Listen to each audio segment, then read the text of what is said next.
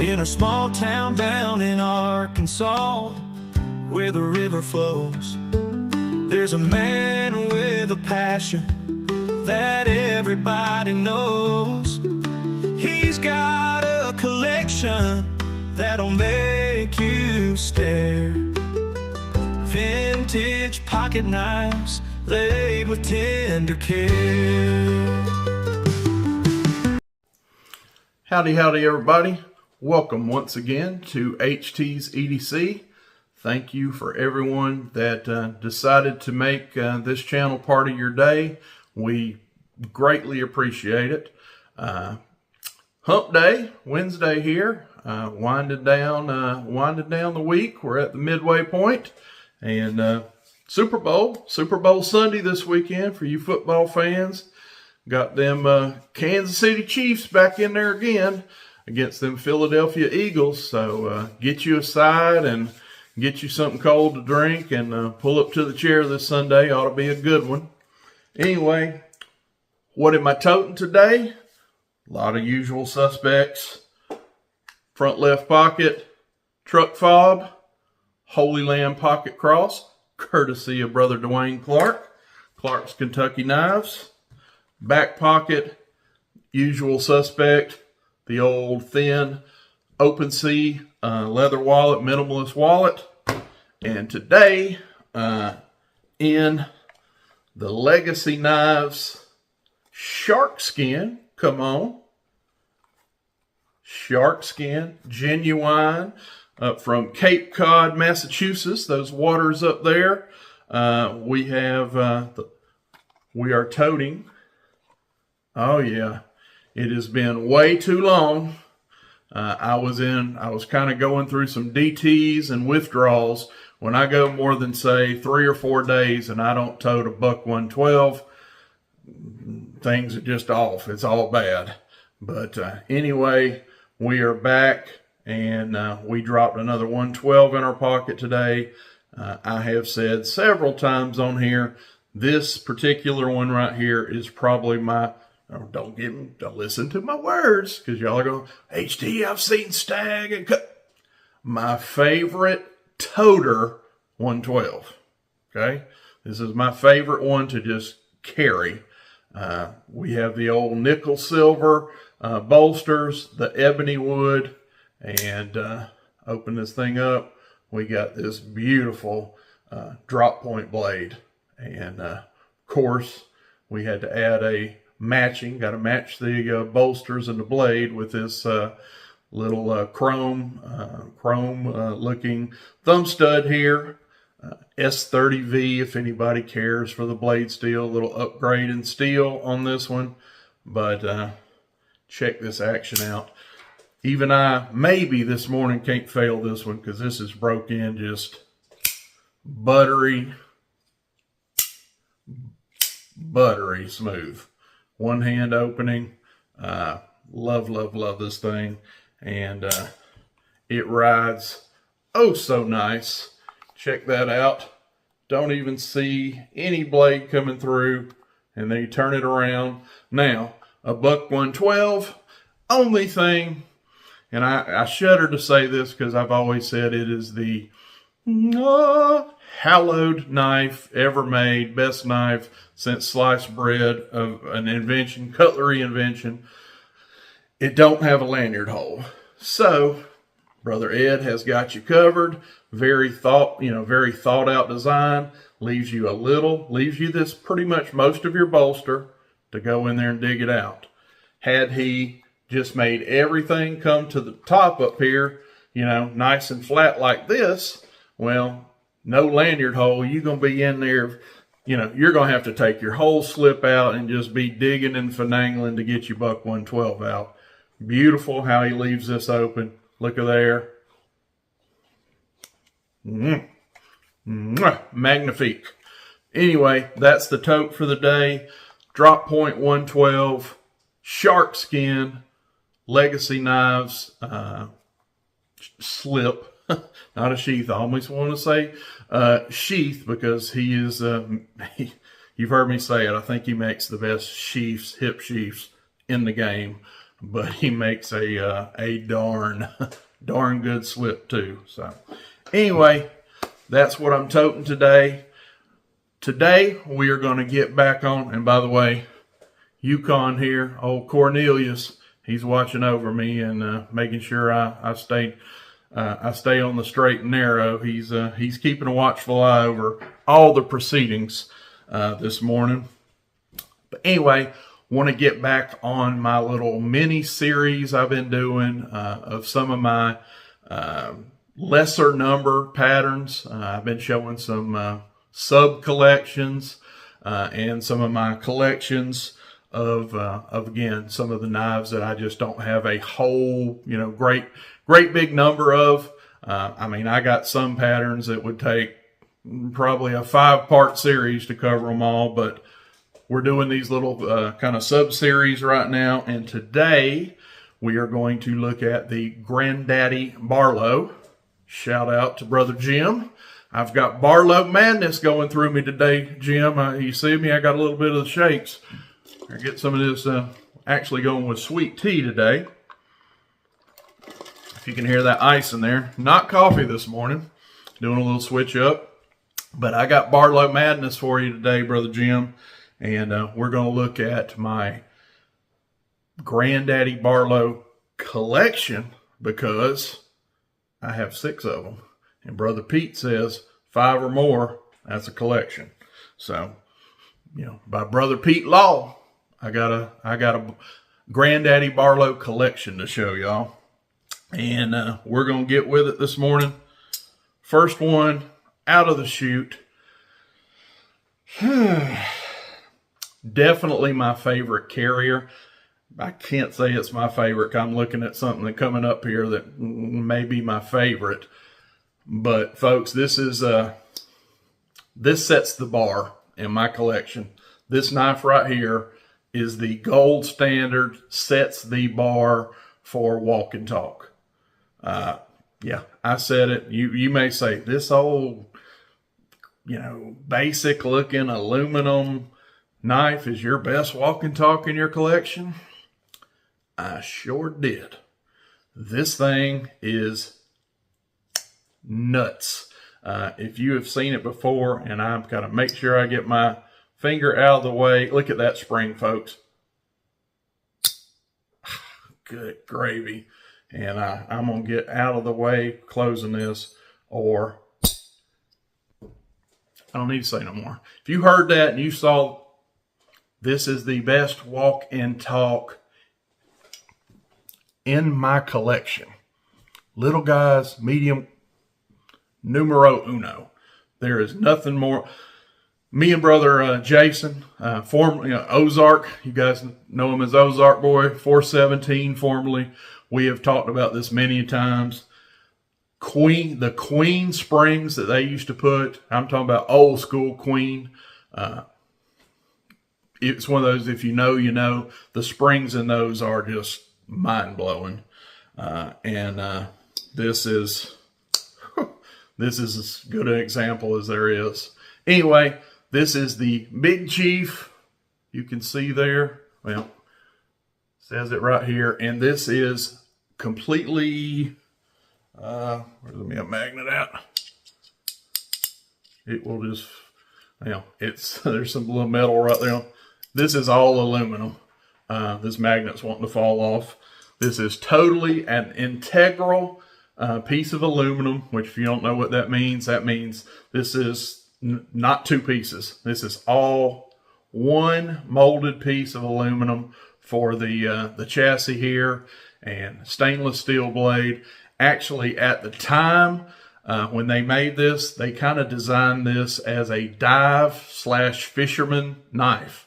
Of course, this was back before H1 and Magna Cut, all these advances they've got now in these crazy corrosion resistant steels of today. In the time, they made it out of aluminum. All the components on here were crazy corrosion resistant. Definitely, if you did something stupid, you went and left this in salt water for 6 months or something, I'm sure you'd have some rusting on it. But at the time, this was, this was like your Salt series at the time. But as far as a user, full flat grind, this thing comes down to a ridiculously thin blade on this stainless steel clip point blade here. And this is just a dream to carry, use, and every time you open and close it, it just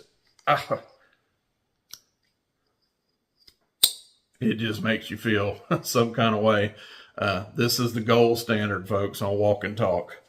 Moving on, I have another Big Chief. Same knife. This is a different maker. This guy here, the Queen, has long been discontinued. Well, Cooper Cutlery up in, still USA made, Cooper Cutlery up in Winchester, Ohio, they took their hand at reproducing the Big Chief. They have done that on a lot of the Shatton Morgan and some of the old Queen designs. Old Cooper has, redone them, reproduced them, and they did this guy. If you remember, I've done a video on this. This knife started its life as a hawkbill. Had this big swooping, pruning blade on here, and I am just not a hawkbill fan. I know somebody in the comments is going to say, "What, HT? There's nothing better for doing that."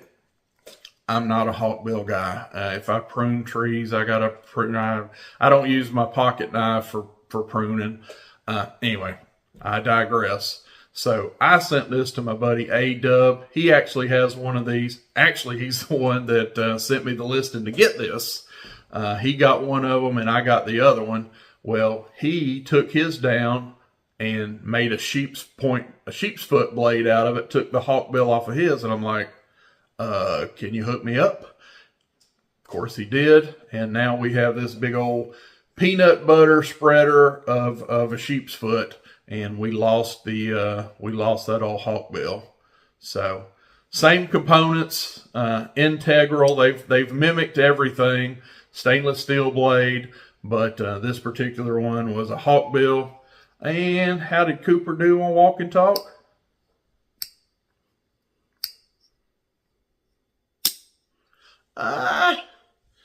Again, gold standard. This is the bar up here off the screen.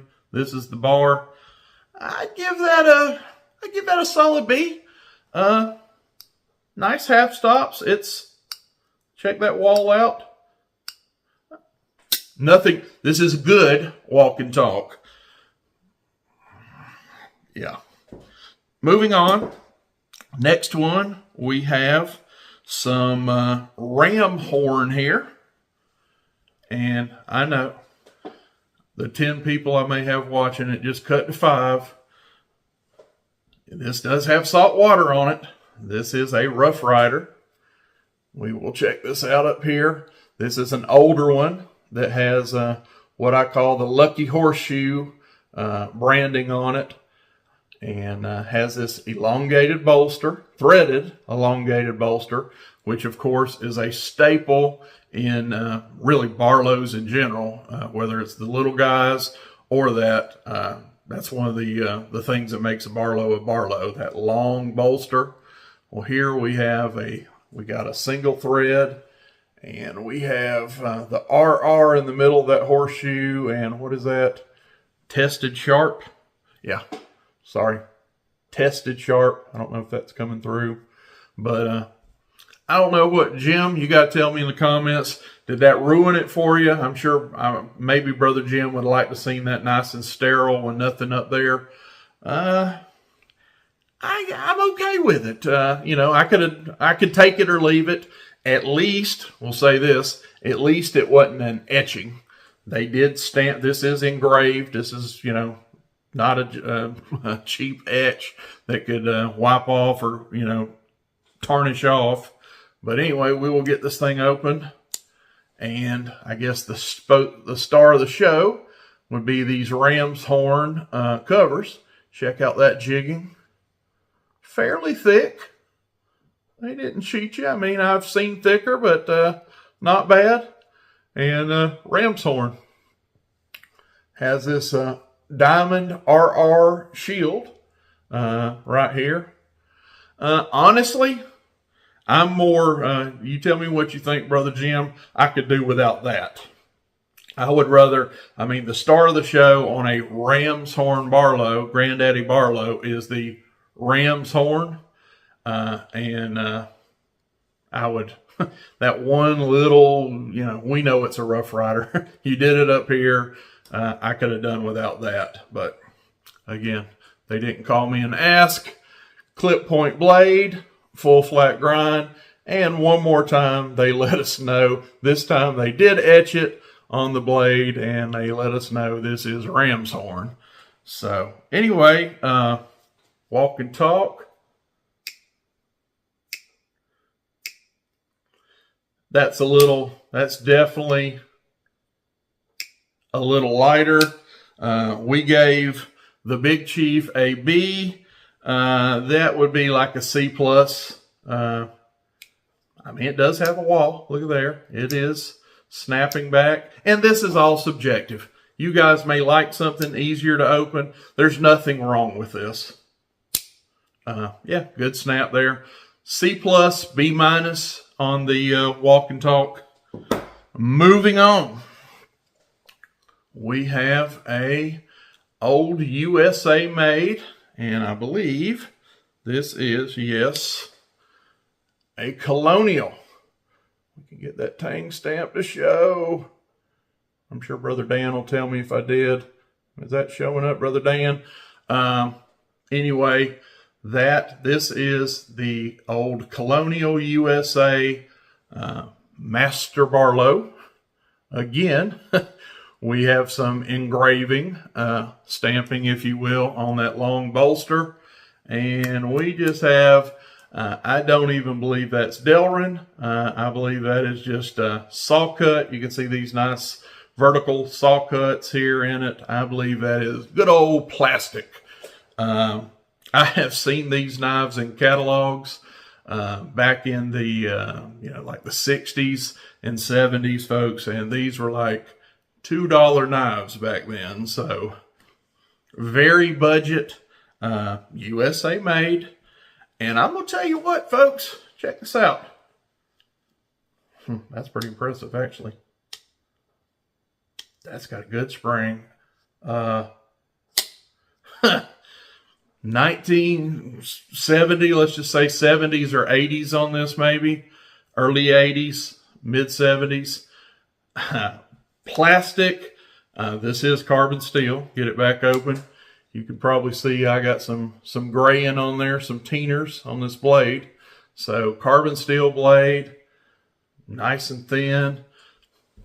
$2 at the time, budget knife.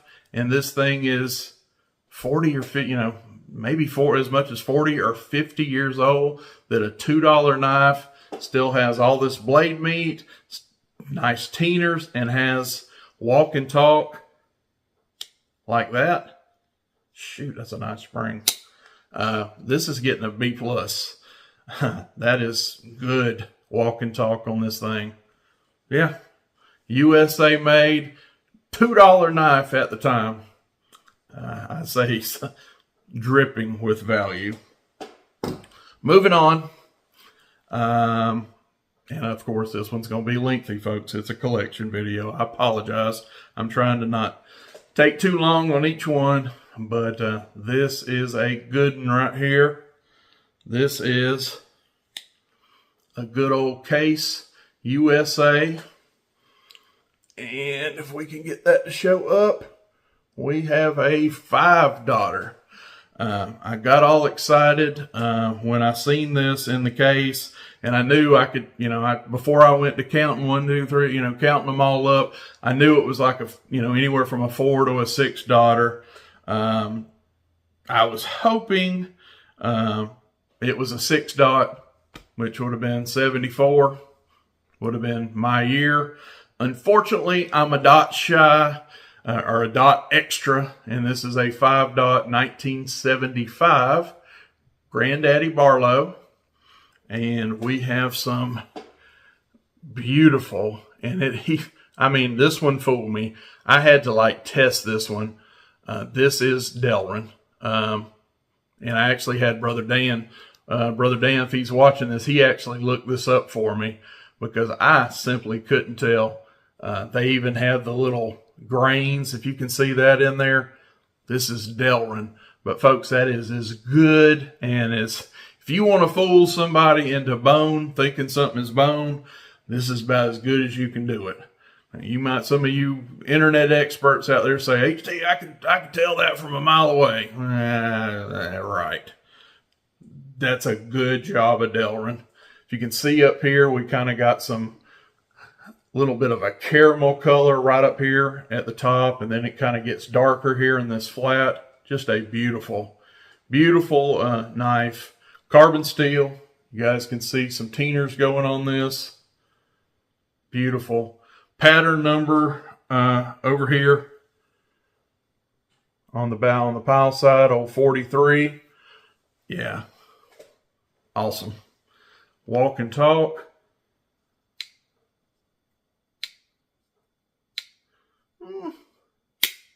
Good snap on the close. Having to give it just a little help right here. It's got a good wall. There it is. If you go B minus on walk and talk. And I say that at half stop. Half stop could be better, but as far as closing right here, that's really good. So B-ish walk and talk. And last but not least, I have saved probably the first one I showed you, the Big Chief. This is probably my favorite to carry. Well, this is just an ornate showstopper right here, folks. Check this out. This is a beauty.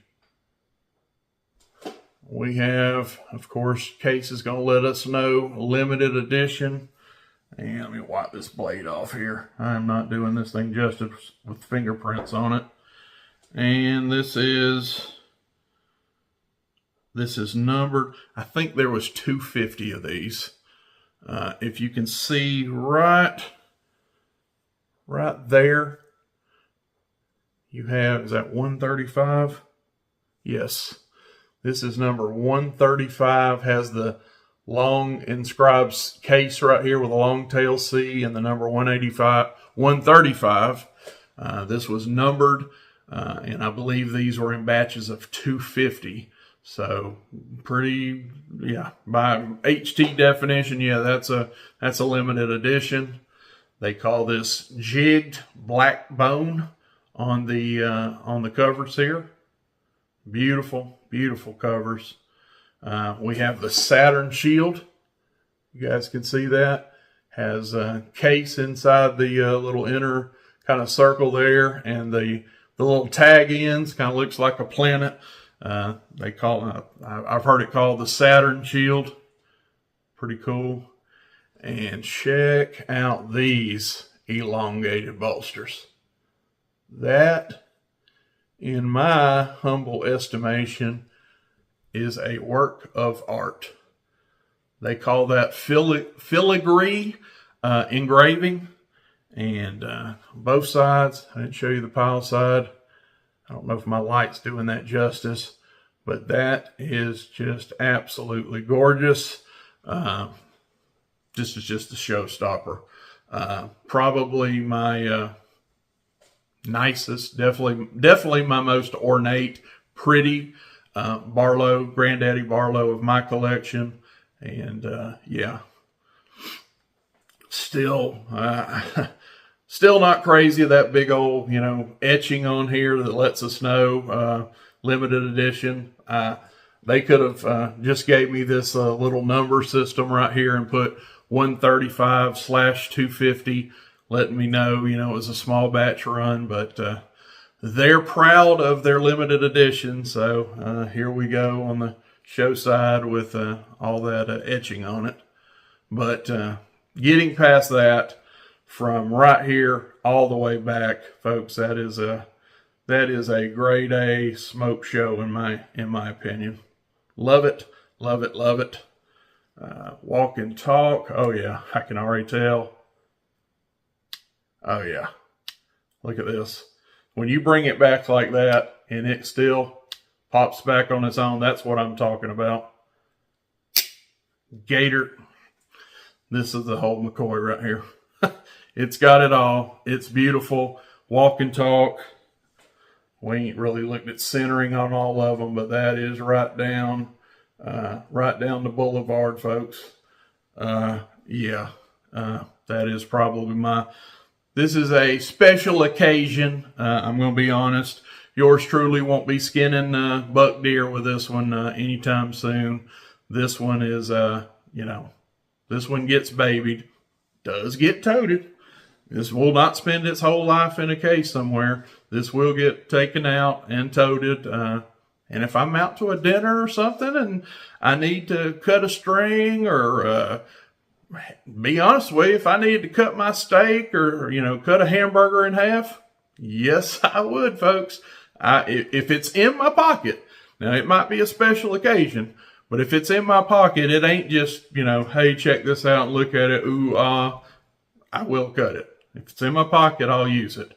But it would be special occasions, being totally transparent. This one would, it's going to have an easy life. It's not going to get called to duty a whole heap and bunch. But anyway, that one was for you, Brother Jim. I got Barlow Madness today, brother. So hope you enjoyed that. Hope everybody out there enjoyed that. That is my, by definition, Granddaddy Barlow collection. And I'm HT. I love you. And we're going to see you on the next one. I'm out. Buck knives gleaming under that old porch light. He'll tell their stories deep into the night. Reviews and torture tests. It's a sight to